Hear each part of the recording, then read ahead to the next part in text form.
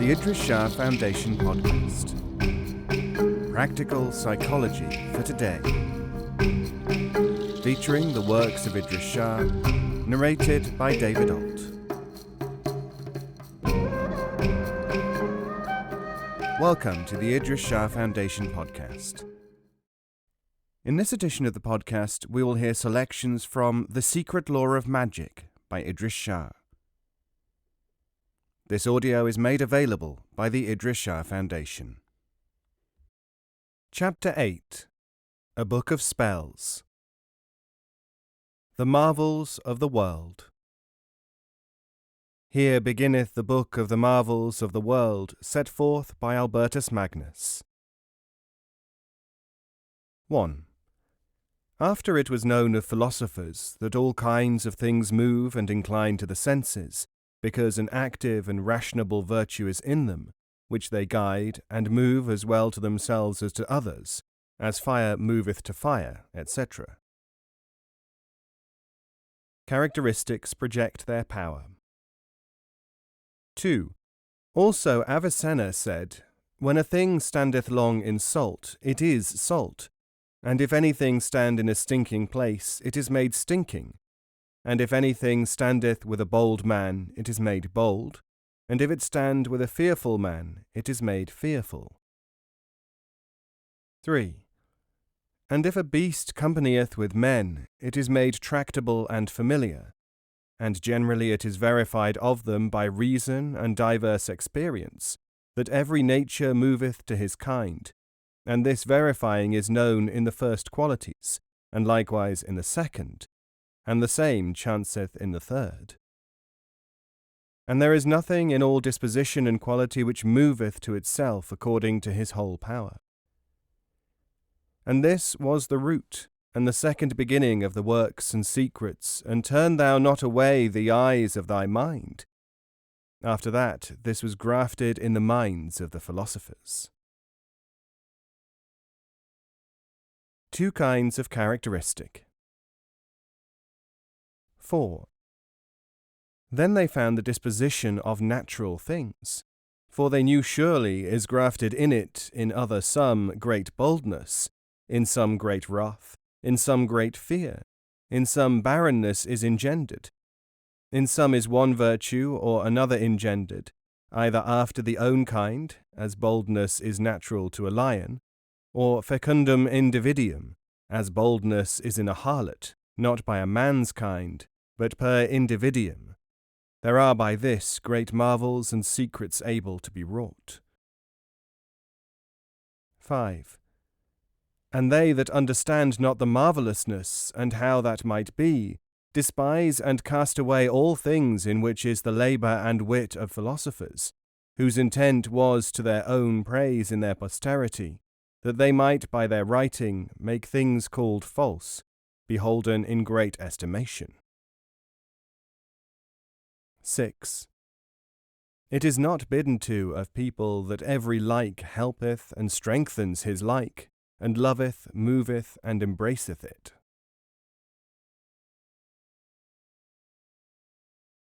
Like affects like. 7. And philosophers have said and verified that the liver helpeth the liver in their writings, and every member helpeth his like. And the turners of one metal into another, called alchemists, know that by manifest truth, how like nature secretly entereth and rejoiceth his like. And every science hath now verified that in like. And note this diligently, for marvellous works shall be seen upon this. Note, a combination of the alchemistical theory with the magical belief in sympathy. Natural enmities. 8.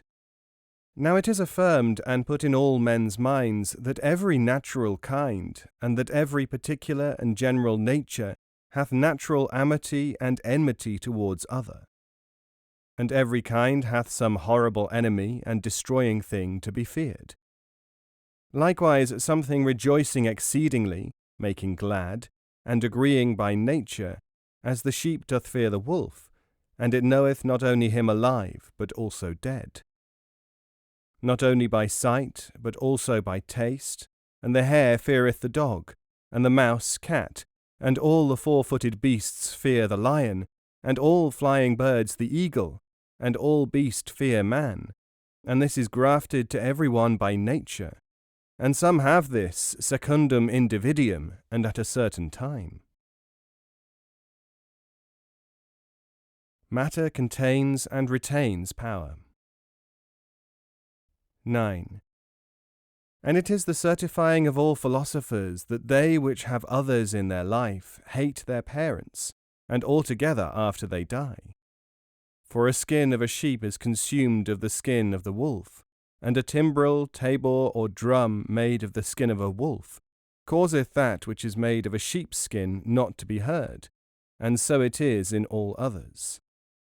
And note this for a great secret.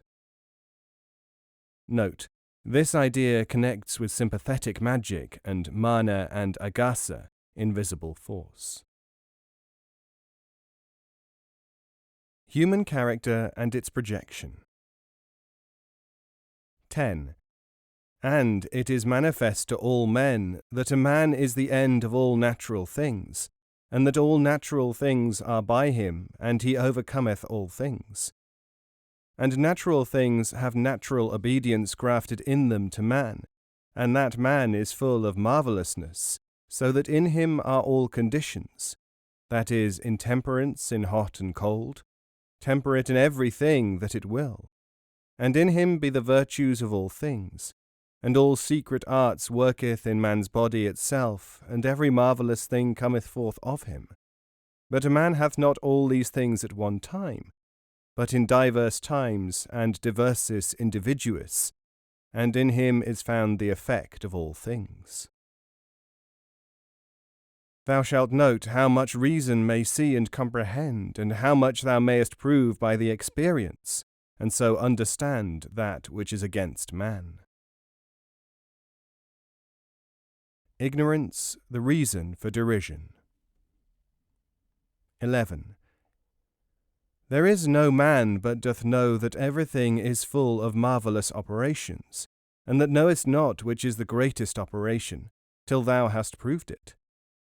But every man despiseth the things whereof he knoweth nothing, and that hath done no pleasure to him. And every thing hath of hot and cold that is proper to him. And fire is not more marvellous than water, but they are diverse and after another manner. And pepper is not more marvellous than henbane, but after another manner.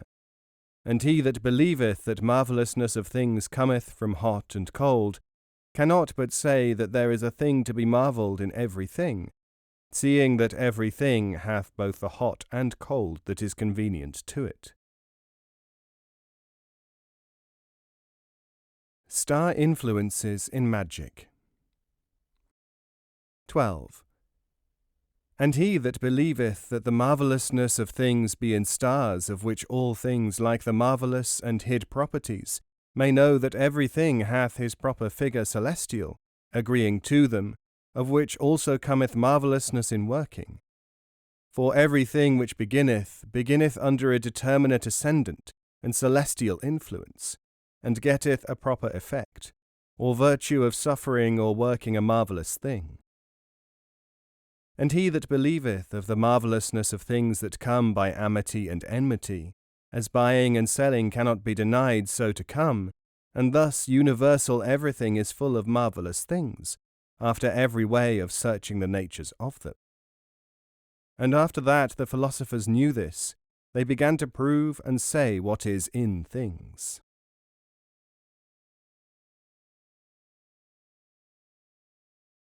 Qualifications needed to be able to verify magic. 13.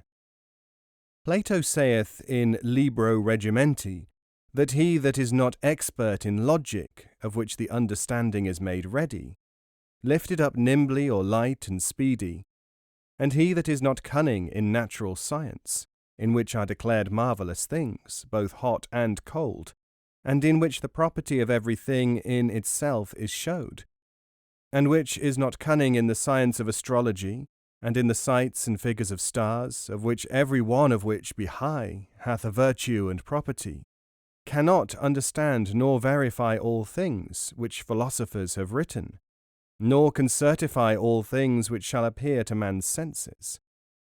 And he shall go with heaviness of mind, for in those things is a marvellousness of all things which are seen. 14. A pure astrologian believeth that all marvellousness of things, and that the root of experience, and of all things which be apparent when they be put together, were from a celestial figure which everything getteth in the hour of his killing or generation. And he hath verified it in everything that he hath proved. He findeth that the concourse of things is according to the course of the stars.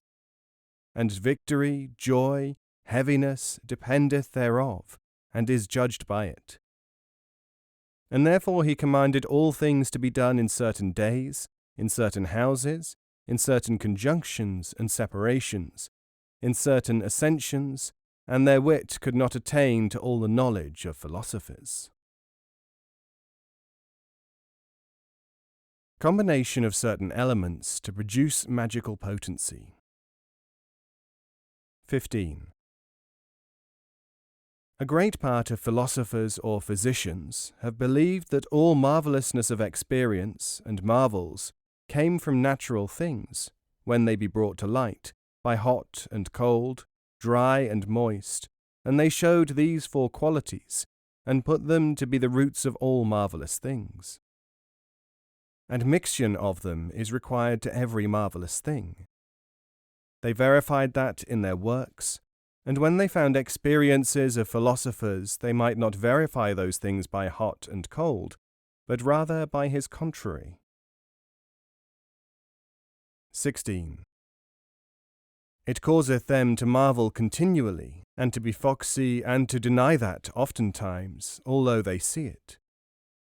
Therefore Plato said for a good cause that he which is not very cunning in logic and wise in the virtues of natural things, likewise the aspects of the stars, shall not see the causes of marvellous things, nor know them, nor participate of the treasures of the philosophers. 17. Therefore I know that every thing hath that which is his own of heat and cold, of which it maketh another thing effectual by accident, directly and indirectly, and it hath all his virtues of the stars, and the figure of his generation, which it worketh in mortality, construction, and greeting with other. Students must believe and trust. 18. And notwithstanding everything hath his own natural virtues, by which every thing is a beginning of a marvellous effect. Therefore, seeing that nature moveth to his own like, it may be imagined of the marvellousness of effects, everything that thou wilt. 19. And thou shalt verify all things which thou shalt hear, both of physic and other natural sciences, after a diverse way of thy thought and wit. And I shall show thee manifestly that thou mayest help thyself, and prepare thee to receive those things which I will tell to thee, gathered and collected of philosophers and diverse ancient authors. 20. Therefore have thou this thing in thy mind, that an hot thing, as much as it is by itself helpeth in cold passions, and it is an experience in them, and agreeth not with hot things, but by accident or indirectly. And again the which falleth out or comes by accident may deceive thee in the first qualities. For oftentimes a hot thing healeth not likeness, that is accident or indirectly. 21. Therefore, if thou wilt have experience, first it becometh thee to know of those things, whether they be hot or cold. And after that note what is the disposition and natural properties of it, whether it is boldness or fearfulness, or honesty or barrenness. For what nature everything hath, he is like to such in the things in which he is associate. Examples: bravery. 22. As the lion is a beast unfearful and hath a natural boldness, chiefly in his forehead and heart.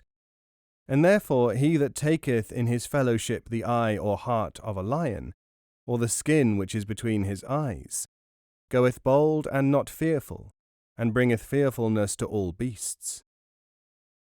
And generally there is in a lion virtue to give a boldness and magnanimity. Likewise in a harlot boldness is extremitate. And therefore philosophers say if a man put on a common harlot's smock, or look in the glass, or have it with him, in which he beholdeth her herself, he goeth bold and unfearful. 23. Likewise there is a great boldness in a cock, insomuch that philosophers say that the lion is astonished when he seeth him. And therefore they say, if any man bear anything of his, he goeth boldly. 24. And generally every beast which hath boldness extremity by nature or chance. Infertility. 25. Si ex eo construciatur huigus modi, it then giveth to it boldness. Likewise, if it be a barren beast, by nature or some accident following it, that it moveth some to barrenness. And therefore philosophers have written that the mule, forasmuch as he is bitterly barren of his property, and whosoever it be, maketh men and women barren when some part of him is sociate to woman. 26. And likewise doth he that was born before the natural time, and a gelded man, because barrenness is grafted in all these, and they are like to a man in this, which doth associate to himself these inward things. Love. 27. Likewise they which will move love, look what beast loveth most greatly, and specially in that hour in which is most stirred up in love, because there is then greater strength in it in moving love. They take a part of the beast in which carnal appetite is stronger, as in the heart, the stones, and the mother or matris. Note, this is a magical theory of emotion concentration, not mere sympathetic magic. It may be defined thus. When any emotion is concentrated and at a pitch higher than normal, this becomes a force which can be used by those who know how to associate it with some object. 28. And because the swallow loveth greatly, philosophers say, therefore they choose her greatly to stir up love. Likewise the dove and the sparrow are holden to be of this kind, especially when they are delighted in love or carnal appetite, for then they provoke and bring in love without resistance. Eloquence. 29. Likewise, when they will to make a man to be a babbler, or of much speech, they put nigh to him a part of a dog's tongue or heart. But when they will make a man eloquent or delectable, they associate to him a nightingale. And to speak universally whatsoever virtue or natural property they see in any natural thing after an excess, they thought to make like to move or incline anything disposed to that same. 30. For they knew surely that it might more help than hurt, inasmuch as it hath grafted in it of their nature. And all virtue moveth to such as it is, according to the power of it. And so must thou understand to be in marvellous things, of which thou shalt hear. And this is said to introduce thy mind. Secrets and experience. 31. The author Liber Regimenti saith that there be certain things manifest to the senses in which we know no reason. And certain be manifest by reason, in which we perceive nullum sensum nec sensationem. And in the first kind of things we must believe no man, but experience, and reason is to be proved by experience, not to be denied. 32. And in the second kind of things feeling is not to be looked for, because it may not be felt. Therefore certain things must be believed only by experience, without reason, for they be hid from men. 33. Certain are to be believed only by reason, and because they lack senses. For although we know not a manifest reason wherefore the lodestone draweth it to iron, notwithstanding experience doth manifest it so, that no man may deny it. Like as this is marvellous, which only experience doth certify, so should a man suppose in other things.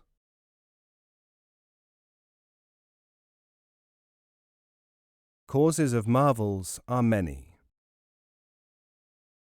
34. And he should not deny any marvellous thing, although he hath no reason, but that he rather ought to prove by experience. For the cause of marvellous things are hid, and so diverse courses going before, that man's understanding, after Plato, may not apprehend them. 35. Therefore the lodestone draweth iron to it, and a certain other stone draweth glass. So marvellous things are declared of philosophers to be in things by experience, which no man ought to deny. And that is proved after the fashion of philosophers, which found that the philosophers say that the palm is a tree, and it hath the male and female. Therefore when the female is nigh the male thou seest that the female doth bow down to the male, and the leaf and the branches of it are made so soft, and bow down to the male. 36. Therefore when they see it, they bind ropes from the male to the female. Reddit ergo erecta super se ipsam quasi adepta fit masculo per continuationem fumis virtutem masculi. Strange discoveries, now commonplace facts. 37. Notwithstanding many of the ancient authors have showed marvellous things, received now of common people, and taken for a truth. Therefore I shall show to thee certain things that thou mayst stablish thy mind upon them, and to know it for a certain truth, which reason cannot stablish by seeing, because the aforesaid help in them. And it is that by son of Messias said in the book of the beasts, if a woman great with child put the apparel of a man, and a man put it on after her before he wash it, if he have the fever quartain, it will depart from him. 38. And it is said in the book of beasts that the lizard fleeth the privy members of a man, and in another place it is said si canem, if an old man be buried in a dove or culver house, or be put where doves or culvers inhabit or nest, it be multiplied, until it be full of them.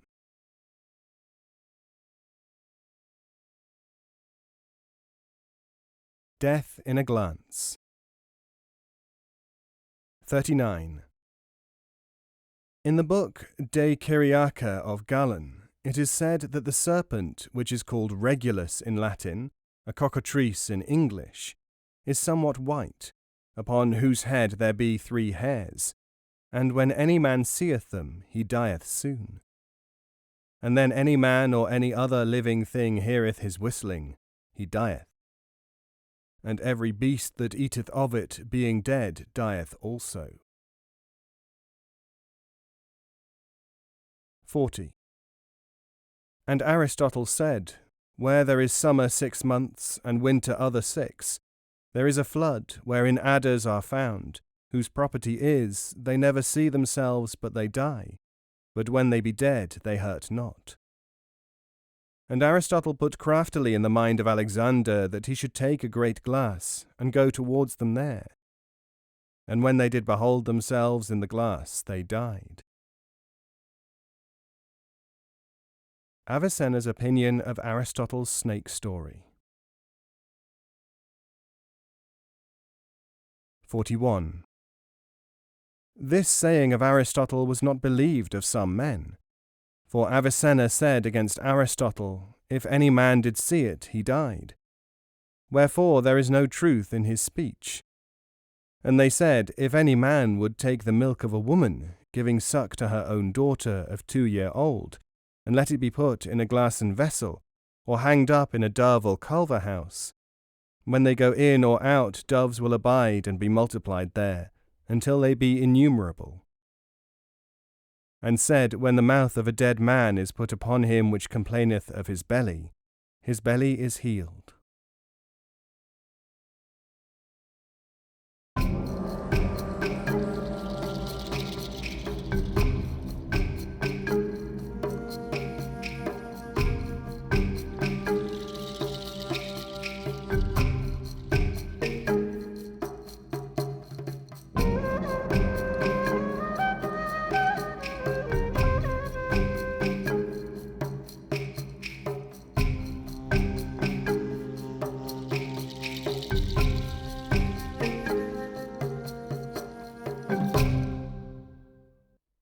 This podcast is copyright 2018, the Idries Shah Foundation.